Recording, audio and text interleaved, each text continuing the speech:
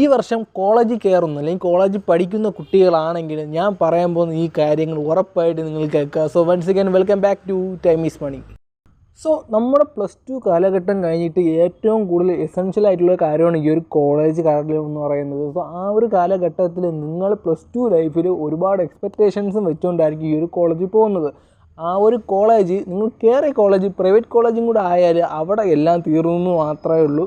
So ആ ഒരു എക്സ്പെക്റ്റേഷന് എല്ലാം ഓപ്പോസിറ്റ് കാര്യങ്ങളായിരിക്കും അവിടെ സംഭവിക്കാൻ പോകുന്നത്.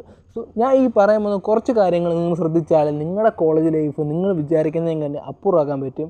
സോ അതിൽ ഒന്നാമത്തെ കാര്യം എന്ന് പറയുന്നത്, നിങ്ങളിപ്പോൾ ഒരു ഗവൺമെൻറ് കോളേജ് ആയിക്കോട്ടെ അല്ലെങ്കിൽ പ്രൈവറ്റ് കോളേജ് ആയിക്കോട്ടെ, സോ അവിടെ ഭയങ്കര സ്ട്രിക്റ്റ് ആയിട്ടുള്ള കാര്യങ്ങളാണ് നടക്കുന്നതെങ്കിൽ അത് ഒരിക്കലും നിങ്ങൾ ചിന്തിച്ച് ബോധേടാകാതിരിക്കുക.